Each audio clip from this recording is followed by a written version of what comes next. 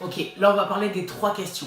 Ces 3 questions sont la raison seule qui justifie pourquoi les gens vont vous rejoindre ou non. Parce qu'à la fin d'une présentation, quelle que soit la présentation que vous allez faire, la décision de vous rejoindre et de participer avec vous ou non ne dépend que de ces 3 questions. Pourquoi ? Parce que ces 3 questions sont des peurs internes qu'il y a dans la tête de la personne. Et dans tout marketing de réseau, si vous arrivez à répondre à ces questions-là, la personne va vous suivre d'office. C'est très simple. Tant que vous appliquez les 3 règles et que vous répondez à ces 3 questions instinctivement, la personne va toujours vous suivre. Les 3 questions sont celles-ci. Est-ce que c'est vrai, ce truc que tu m'as montré sur les voyages, etc., qui ressemble à une pyramide que je connais pas?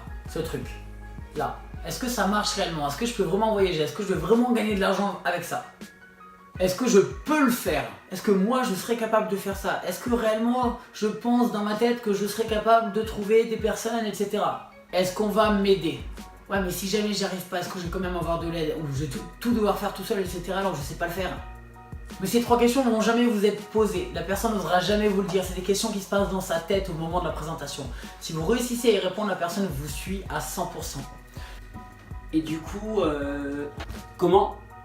Et pour ça, c'est très simple. Il suffit d'appliquer un système de 7 étapes qu'on voit dans la vidéo d'après.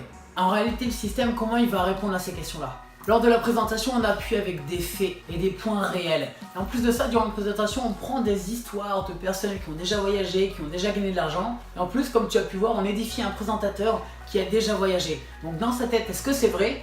Bah visiblement oui. Visiblement oui, il y a des résultats, il y a des personnes qui existent. À moins que ça soit le plus gros complot du monde, visiblement c'est vrai. Donc là, vous avez déjà réglé cette question-là dans sa tête. Deuxième question, est-ce que je peux le faire? Cette question-là dans la tête de votre invité, vous allez pouvoir y répondre seulement si vous arrivez à lui montrer qu'un système est en place, que tout le monde peut l'appliquer et que la seule chose qu'il y a à faire, c'est suivre une formation et présenter simplement. Si votre présentation est simple, ici on a une vidéo, c'est plutôt facile d'appuyer sur play, et qu'en plus de ça on montre qu'il y a un système de formation de suivi que tout le monde peut réussir, il y a les histoires et les témoignages qu'il y a, vous répondez automatiquement à la question « Est-ce que je peux le faire ?» Et troisième question, est-ce qu'on va m'aider? Ça se déroule à la fin de la présentation, lorsque vous allez parler du système de formation, lorsque vous allez poser les questions de closing, lorsque vous allez dire justement je vais être avec toi, on va faire ce business ensemble, t'es prêt, let's go? Lorsque vous allez faire ça, vous allez intuitivement signaler à la personne, du moins à son subconscient, que vous êtes avec lui et vous allez l'épauler du début à la fin. Et donc en réalité, qu'est-ce que vous avez fait en répondant à ces 3 questions?